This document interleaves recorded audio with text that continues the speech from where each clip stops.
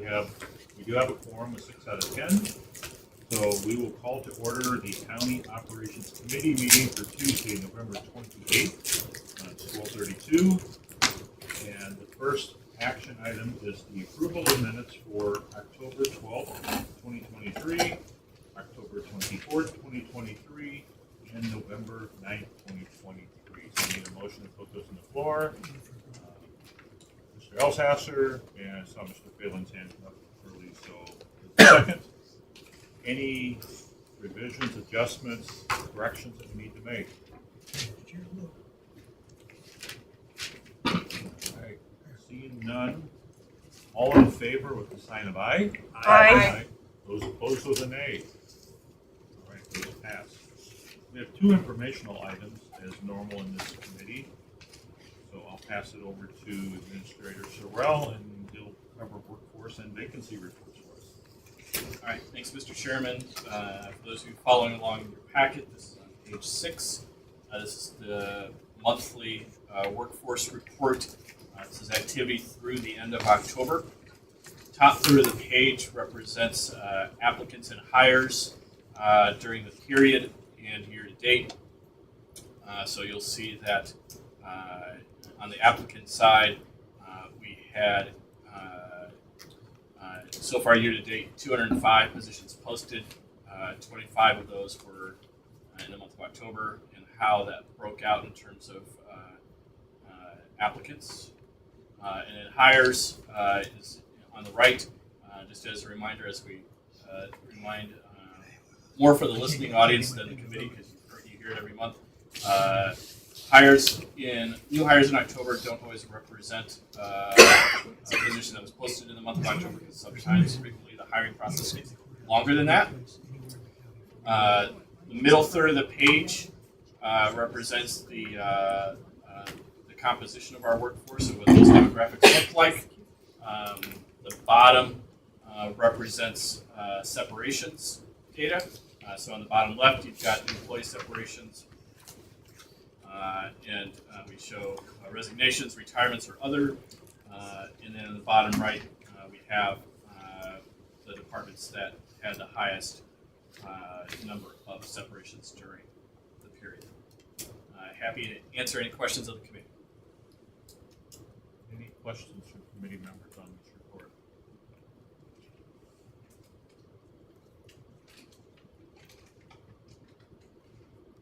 Okay, so one comment I'll make. Last month in committee meetings, we had some discussion about potentially transitioning some of this workforce report to the DEI office.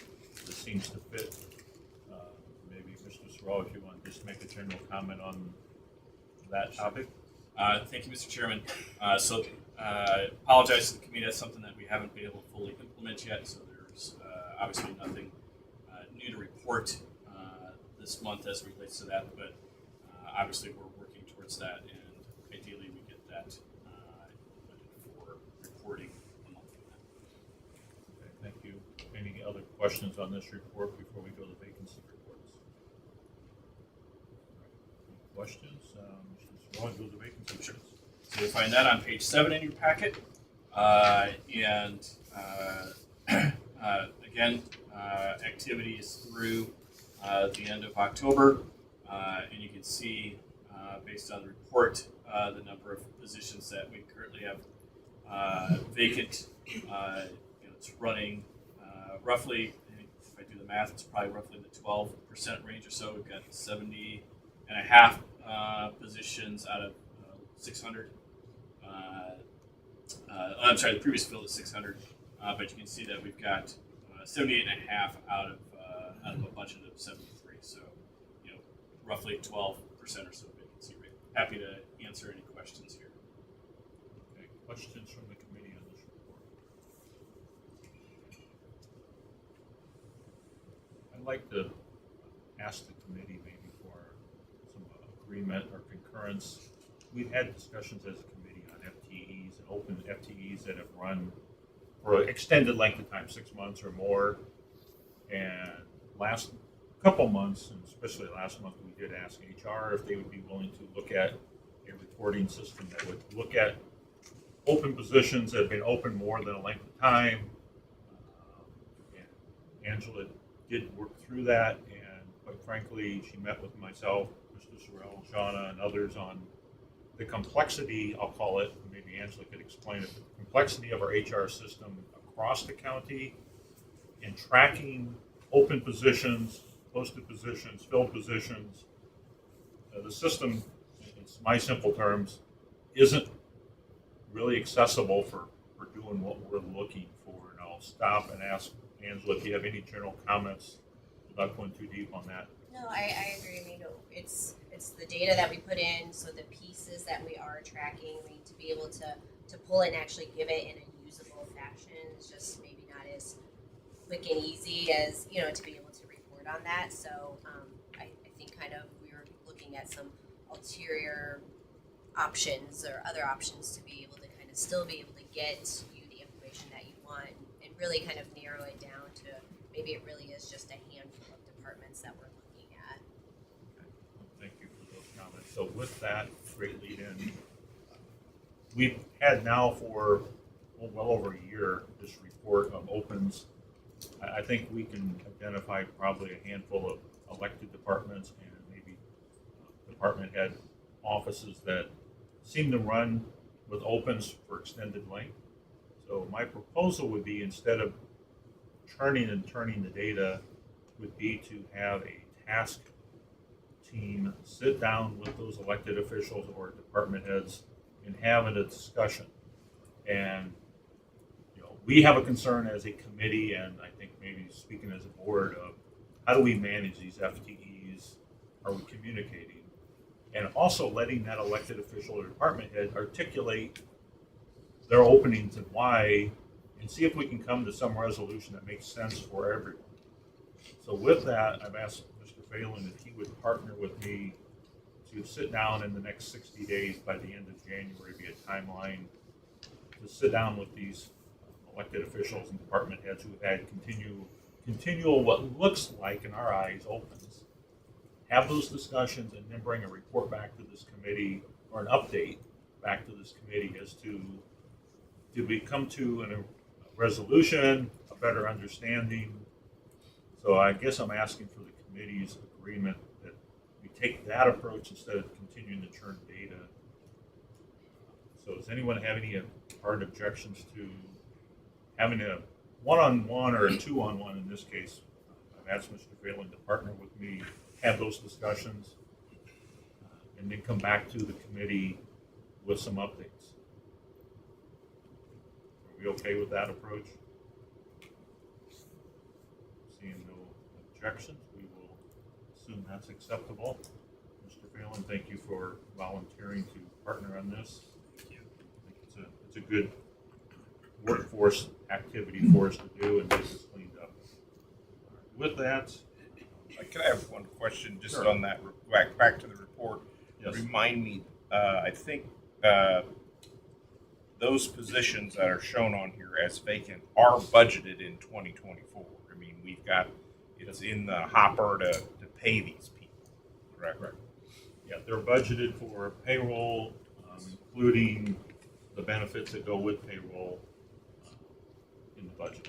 So, yes. And is there a ranking? Maybe this is what you're going to get to, a ranking of the urgency of some of these vacant positions, or that's a kind of a seat of the pants? Not sure if we'll get to a ranking. I think the first round is for us as a committee to have a better understanding of these open positions that are out there and why they're open. Not calling out the sheriff here, he's got several, but there's a lot of discussion behind it, so he's one that we'll have a sit down with, try to figure that out. But I think there's a handful that we need to have some. If you look at animal protection services, a month ago, we heard there were few months ago, they were full. Now they got some opens again. So it's common to have transitional, right? People coming and going. It's just when those ones that you look month over month over month, it appears that they have some openings that continue. Those are the ones that we plan to have those discussions with. But as far as a ranking, I don't have a good answer at this point. If you've got some suggestions, I'd love to think that through or work on that. Can I make a comment? Yes. I think I understand what Nate is asking, and I hate to put it this way, but it seems like some positions are more important than others. And I mean, we have facilities that are open 24/7, 365. You know, those positions to me are a high priority. So I just want to make that comment. Okay. Yeah, that's partly where I was going Yeah. is, and maybe I shouldn't even mention this, but the money's in the budget. You're having trouble filling some positions, not to upset the what do they call it, the Hayes matrix.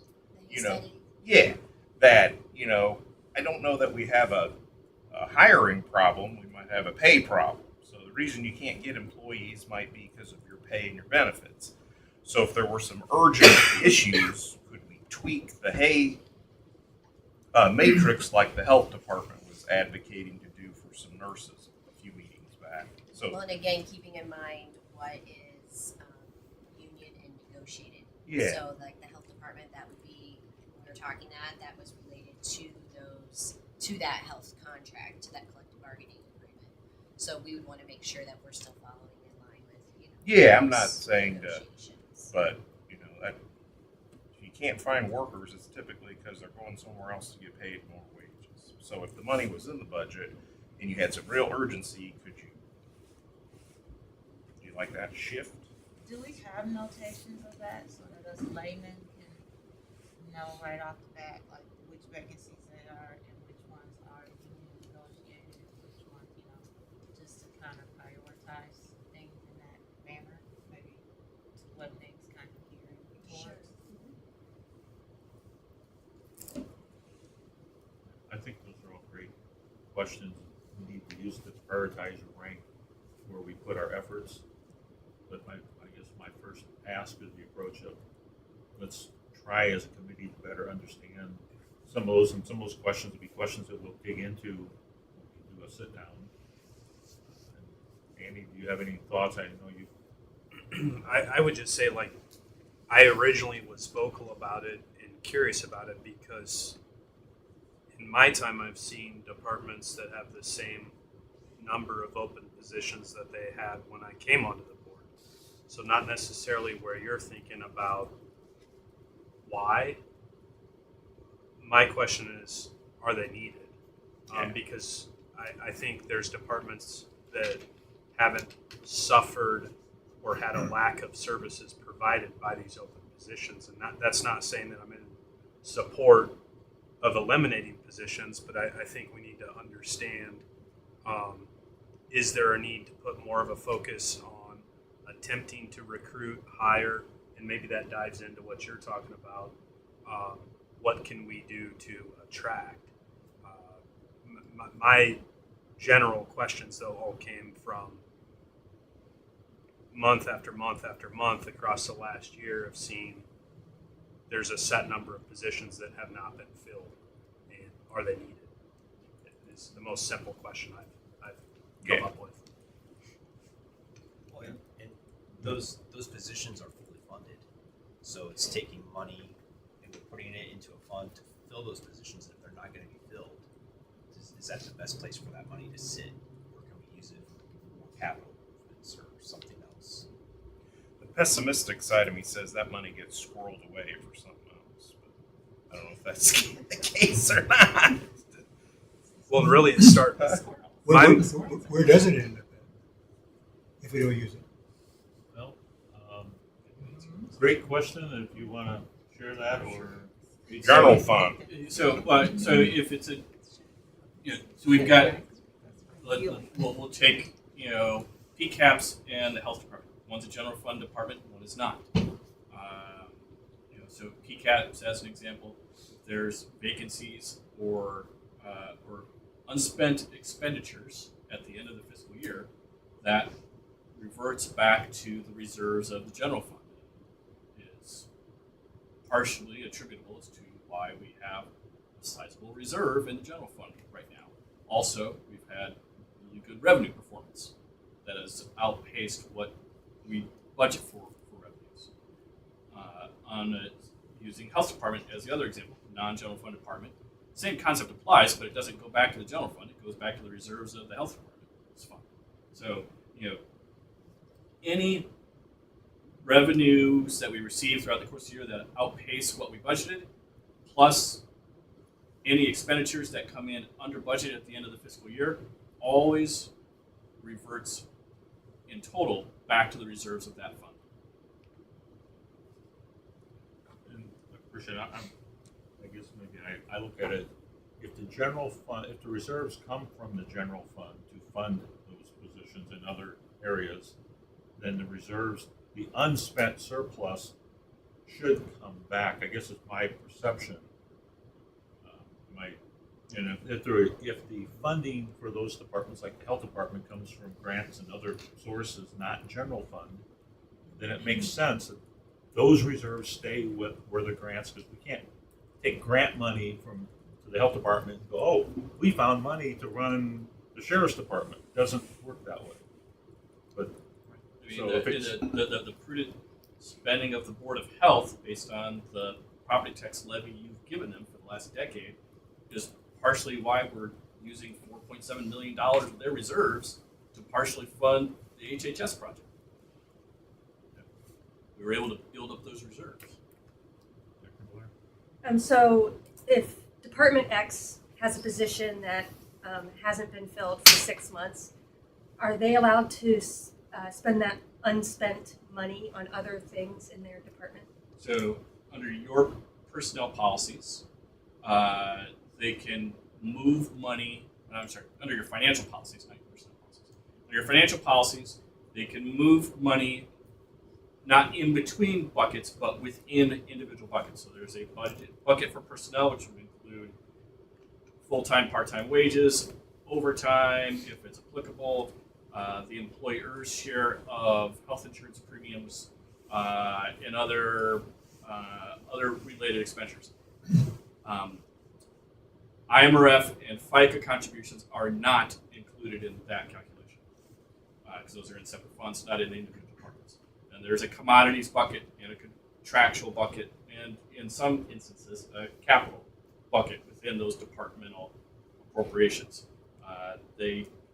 So they can move within a bucket, but they can't move. They can move from personnel, out of personnel, into those other buckets with administrative approval. You cannot move money into the personnel bucket from the other buckets without county board approval. So if I'm director of Department X, I could, if I don't fill a position, I could use that as bonuses for other people within that Yes. program, right? Yes. yeah, for And running their operations. And that's great if I've been a good person who's found out ways to be efficient with, that maybe we don't need this position this year and we can use it for other things. I just don't want people budgeting positions they don't intend to fill so that they can use that money for other things. Right? Yeah, I think that's a good way to explain some of the kind of overall concern that this committee has had. But I think that might be happening. We don't And know. that's will be part of our So discussion. thanks for doing that because, it's a huge advantage to that department to keep those positions in the budget, even if they're not going to fill them. And it may drive the way it may adjust the way we account for expenditures. So not getting too deep, but let's say the department has a plan to provide either incentive bonuses or whatever, and they put it in the budget up front. They tell us we need this fund for this, instead of just putting it in personnel only. Kind of better articulate what they're using without getting down to too granular. Again, that's part of, I guess I'll stop with that's part of our discussion of working together better. I want the board and these departments to work together better at this discussion. So with that, we'll move into the next one. Brand, do you want to sit here at the table with us? Jump on in. I don't know. I'd say Rob doesn't bite, but you never know. He might be mean to you today. But nice to everyone else. Thank you. All right, so I need a motion to put the excess health insurance resolution on the floor. Dr. Blair is the first, and Ms. Coates, you second. All right, and we'll ask Shauna to give us, Shauna doing it, or is Angela? Angela, Take it today. welcome. So this is our annual renewal of our excess health insurance coverage. So this is like our stop loss. So we have our TPA and broker for the excess insurance goes out to get quotes each year. This is where the county pays the first $175,000 for every claim. Then we have the $275,000 corridor. And then if any claims that go above that, then this is where this insurance kicks in. So we had, we received really good quotes. And in fact, a new carrier, this Tokyo Marine HCC, provided the lowest quote with the same rate cap, our same individual deductible, that's $175,000, and the same corridor, the $275,000, and that was a 16% decrease from what we had this year. So that is our recommendation. And you mentioned the new carrier recent, but we've had this carrier in the past, so Correct. it's not new to doing business and having an account with us, but it's back on the table. Yes. And we worked well with them in the past, We right? did, Or they yes. worked well Good with us. experience. Yes. Okay. Any questions from the committee on this? Where are they from? If I may ask? I know they're not from Japan, are they? I don't think. I don't know where they're. Angela, That's you a know? joke. That was a I joke. don't know. That was a joke. It's spelled different. I know. Anyway, all that right. was a joke. But anyway, We'll leave it alone, Brian. Any other? no, I'd like to know questions? where they're from. I mean, what I mean, We can follow up and get an answer. I don't know off the top of my head where they're from. But we'll follow up. That's fine. Isn't- Any other questions? All right, all in favor with the sign of aye? All right. Those opposed with an nay. All right, approved. The other resolution is the, right title here, 2024 Risk Management Excess Insurance. I need a motion to put this one on the floor. Dr. Blair and Brandy. All right, and I think this is Angela too. This is another annual renewal. This is the excess insurance for our lines of coverage, like our liability lines of coverage. So in front of you in your package, you'll see the chart that will show what the quotes came in and the percent of change from 23 to 24.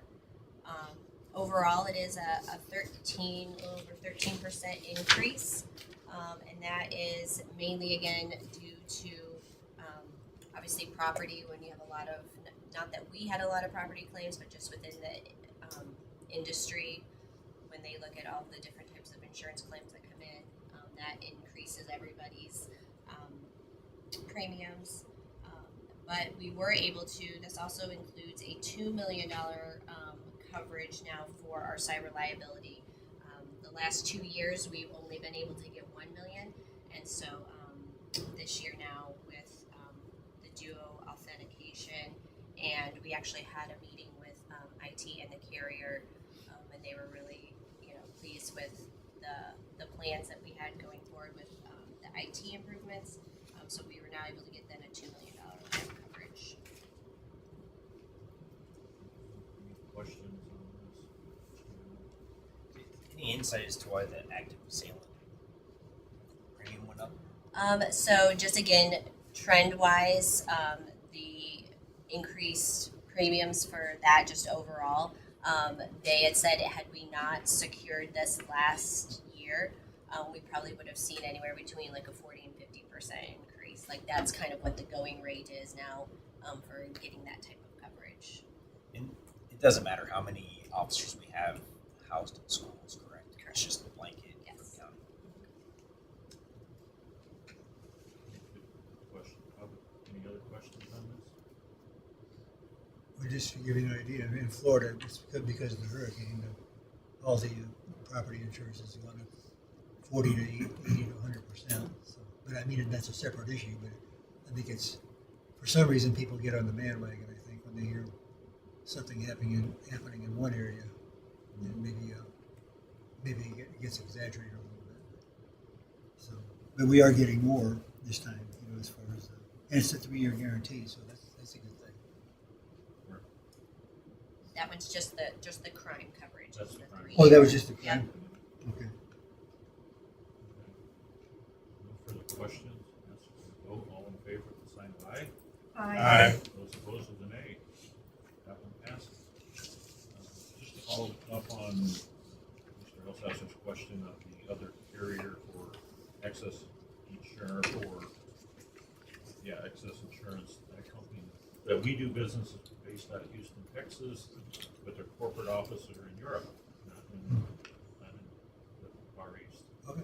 Just as a follow-up. No, I know. I know. It was That's okay. That was We'll just clarify that for the public, make sure people know. All right, so that completes the resolutions. We'll move into, we do have an executive session, but before we do that, I want to give a chance for public comment. See if they have any public comment. Open the floor. Seeing nobody, we will close public comment.